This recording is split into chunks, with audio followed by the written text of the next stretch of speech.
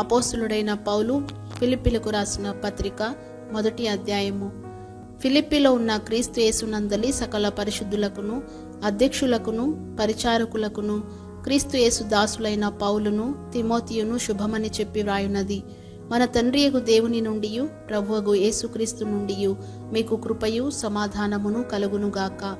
మొదటి దినము నుండి ఇది వరకు సువార్త విషయములో మీరు నాతో పాలివారయుండుట చూచి మీలో ఈ సత్క్రియను ఆరంభించిన వాడు యేసుక్రీస్తు దినము వరకు దానిని కొనసాగించునని రూఢిగా నమ్ముచున్నాను. గనుక మీ అందరి నిమిత్తము నేను చేయు ప్రతి ప్రార్థనలో ఎల్లప్పుడూ సంతోషముతో ప్రార్థన చేయుచు నేను మిమ్మను జ్ఞాపకము చేసుకొనినప్పుడెల్లను నా దేవునికి కృతజ్ఞతాస్తుతులు చెల్లించుచున్నాను. నా బంధకముల యందును నేను స్వార్థ పక్షమున వాదించుట యందును దానిని స్థిరపరచుట యందును మీరందరూ ఈ కృపలో నాతో కూడా పాలివారై ఉన్నారు గనుక నేను మిమ్మును నా హృదయములో ఉంచుకొని ఉన్నాను. ఇందుచేత మిమ్మునందరినీ గూర్చి ఇలాగు భావించుట నాకు ధర్మమే. క్రీస్తు యేసు యొక్క దయారసమును బట్టి మీ అందరి మీద నేనెంత అపేక్ష కలిగి ఉన్నానో దేవుడే నాకు సాక్షి.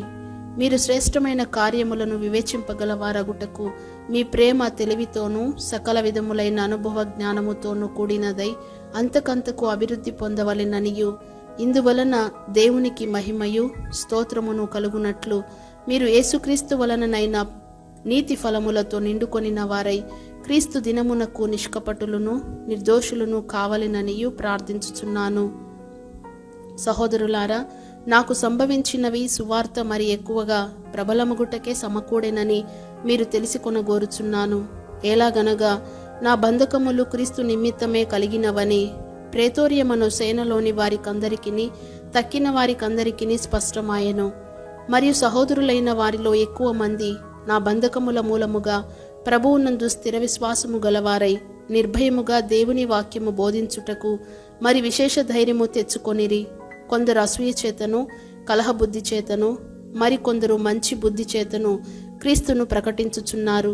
వారైతే నా బంధకములతో కూడా నాకు శ్రమ తోడు చేయవలెనని తలంచుకొని శుద్ధ మనస్సుతో కాక కక్షతో క్రీస్తును ప్రకటించుచున్నారు. వీరైతే నేను సువార్త పక్షమున వాదించుటకు నియమింపబడి ఉన్నానని ఎరిగి ప్రేమతో ప్రకటించుచున్నారు. అయిననేమి మిష చేతనే గాని సత్యము చేతనే గాని ఏ విధము చేతనైనను క్రీస్తు ప్రకటింపబడుచున్నాడు. అందుకు నేను సంతోషించుచున్నాను, ఇక ముందును సంతోషింతును. మరియు నేను ఏ విషయములోనూ సిగ్గుపడక ఎప్పటి వలెనే ఇప్పుడును పూర్ణ ధైర్యముతో బోధించుట వలన నా బ్రతుకు మూలముగానైనను సరే చావు మూలముగానైనను సరే క్రీస్తు నా శరీరమందు ఘనపరచబడునని నేను మిగులు అపేక్షించుచు నిరీక్షించుచున్న ప్రకారముగా మీ ప్రార్థన వలనను యేసుక్రీస్తు యొక్క ఆత్మ నాకు సమృద్ధిగా కలుగుట వలనను ఆ ప్రకటన నాకు రక్షణార్థముగా పరిణమించునని నేనెరుగుదును.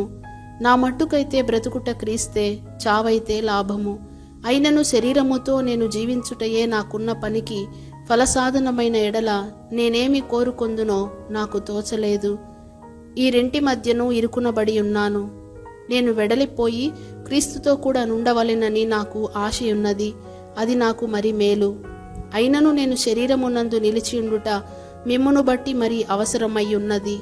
మరియు ఇట్టి నమ్మకము కలిగి నేను మరలా మీతో కలిసి ఉండుట చేత నన్ను గూర్చి క్రీస్తు యేసునందు మీకున్న అతిశయము అధికమగునట్లు మీరు విశ్వాసమునందు అభివృద్ధియు ఆనందమును పొందు నిమిత్తము నేను జీవించి మీ అందరితో కూడా కలిసి ఉందునని నాకు తెలియను. నేను వచ్చి మిమ్మును చూచినను రాకపోయినను మీరు ఏ విషయములోనూ ఎదిరించు వారికి బెదరక అందరూ ఒక్క భావముతో సువార్త విశ్వాస పక్షమున పోరాడుచు ఏకమనస్సు గలవారై నిలిచి ఉన్నారని నేను మిమ్మును గూర్చి వినులాగున మీరు క్రీస్తు సువార్తకు తగినట్లుగా ప్రవర్తించుడి. అట్లు మీరు బెదరకుండుట వారికి నాశనమును మీకు రక్షణయును కలుగుననుటకు సూచనయ్యై ఉన్నది. ఇది దేవుని వలన కలుగునదే. ఏలయనగా మీరు నాయందు చూచినట్టియు నాయందున్నదని మీరిప్పుడు వినుచున్నట్టియు పోరాటము మీకును కలిగి ఉన్నందున క్రీస్తునందు విశ్వాసం ఉంచుట మాత్రమే గాక ఆయన పక్షమున శ్రమపడుటయు ఆయన పక్షమున మీకు అనుగ్రహింపబడెను. అపోస్తులుడైన పౌలు ఫిలిప్పీలకు రాసిన పత్రిక 2వ అధ్యాయము. కావున క్రీస్తునందు ఏ హెచ్చరిక అయినను, ప్రేమ వలన ఆదరణ అయినను, ఆత్మయందు ఏ సహవాసమైనను, ఏ దయారసమైనను, వాత్సల్యమైనను ఉన్న ఎడల మీరు ఏక మనస్కులగునట్లుగా ఏక ప్రేమ కలిగి ఏకభావము గలవారుగా ఉండి ఒక్కదాని యందే మనస్సుంచుచు నా సంతోషమును సంపూర్ణము చేయుడి. కక్ష చేతనైనను వృధాతిశయము చేతనైనను ఏమీయు చేయక వినయమైన మనస్సు గలవారై ఒకనినొకడు తనకంటే యోగ్యుడని ఎంచుచు మీలో ప్రతివాడును తన సొంత కార్యములను మాత్రమే గాక ఇతరుల కార్యములను కూడా చూడవలెను. క్రీస్తు యేసునకు కలిగిన ఈ మనస్సు మీరును కలిగి ఉండుడి. ఆయన దేవుని స్వరూపము కలిగిన వాడయుండి దేవునితో సమానముగా ఉండుట విడిచిపెట్టకూడని భాగ్యమని ఎంచుకొనలేదు గాని మనుషుల పోలికగా పుట్టి దాసుని స్వరూపమును ధరించుకొని తను తానే రిక్తునిగా చేసుకొనెను. మరియు ఆయన ఆకారమందు మనుషుడుగా కనబడి మరణము పొందునంతగా, అనగా శిలువ మరణము పొందునంతగా విధేయత చూపిన వాడై తను తాను తగ్గించుకొనెను. అందుచేతను పరలోకమందున్న వారిలో గాని, భూమి మీద ఉన్న వారిలో గాని, భూమి క్రింద ఉన్న వారిలో గాని ప్రతివాని మోకాలును యేసునామమున వంగునట్లును, ప్రతివాని నాలుకయు తండ్రి అయిన దేవుని మహిమార్థమై యేసుక్రీస్తు ప్రభు అని ఒప్పుకొనున్నట్లును దేవుడు ఆయనను అధికముగా హెచ్చించి ప్రతి నామమునకు పైనామమును ఆయనకు అనుగ్రహించెను.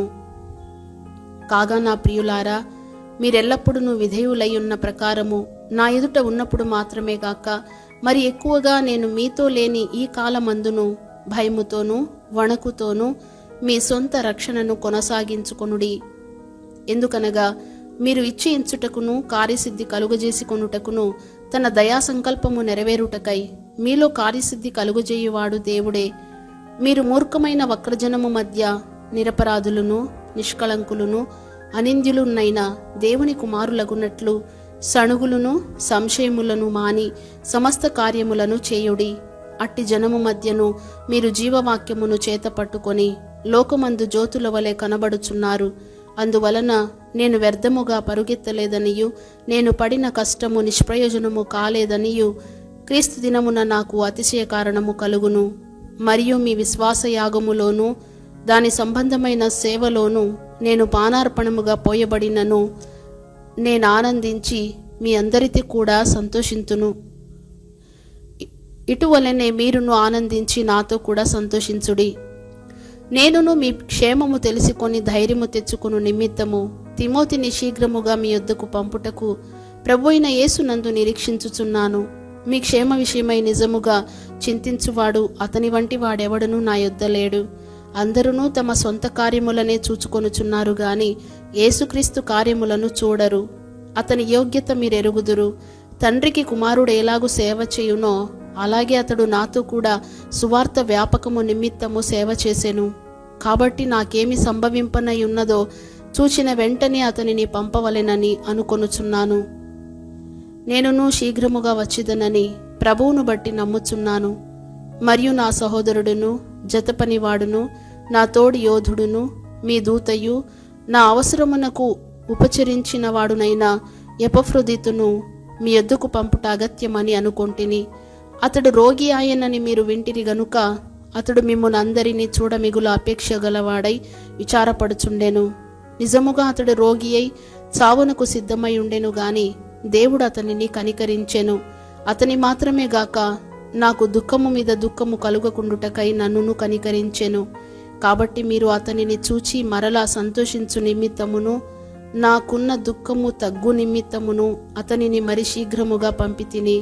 నా ఎడల మీ ఉపచర్యలో ఉన్న కొదువను తీర్చుటకై అతడు తన ప్రాణమునైనను లక్ష్యపెట్టక క్రీస్తు యొక్క పని నిమిత్తము చావునకు సిద్ధమై ఉండెను గనుక పూర్ణ ఆనందముతో ప్రభువునందు అతనిని చేర్చుకొని అట్టివారిని ఘనపరచుడి. అపోస్తులుడైన పౌలు ఫిలిప్పీలకు రాసిన పత్రిక 3వ అధ్యాయము. మెట్టుకు నా సహోదరులారా, ప్రభువునందు ఆనందించుడి. అదే సంగతులను మీకు రాయుట నాకు కష్టమైనది కాదు, మీకు అది క్షేమకరము. కుక్కల విషయమై జాగ్రత్తగా ఉండుడి, దుష్టులైన పనివారి విషయమై జాగ్రత్తగా ఉండుడి, ఈ ఛేదనను ఆచరించు వారి విషయమై జాగ్రత్తగా ఉండుడి. ఎందుకనగా శరీరమును ఆస్పదము చేసి కొనక దేవుని యొక్క ఆత్మ వలన ఆరాధించుచు క్రీస్తు యేసునందు అతిశయపడుచున్న మనమే సున్నతి ఆచరించు వారము. కావలయునంటే నేను శరీరమును ఆస్పదము చేసి కొనవచ్చును, మరి ఎవడైనను శరీరమును ఆస్పదము చేసి కొనదలచిన ఎడల నేను మరి ఎక్కువగా చేసి కొనవచ్చును. 8వ దినమున సున్నతి పొంది తిని ఇశ్రాయేలు వంశపు వాడనై బెన్యామీను గోత్రములో పుట్టి హెబ్రీయుల సంతానమైన హెబ్రీయుడనై ధర్మశాస్త్ర విషయము పరిసయుడనై ఆసక్తి విషయము సంఘమును హింసించువాడనై ధర్మశాస్త్రము వలని నీతి విషయము అనింద్యుడనై ఉంటిని. అయినను ఏవేవి నాకు లాభకరములై ఉండెనో వాటిని క్రీస్తు నిమిత్తము నష్టముగా ఎంచుకొంటిని. నిశ్చయముగా నా ప్రభు అయిన యేసుక్రీస్తును గుర్చిన అతి శ్రేష్టమైన జ్ఞానము నిమిత్తమై సమస్తమును నష్టముగా ఎంచుకొనుచున్నాను.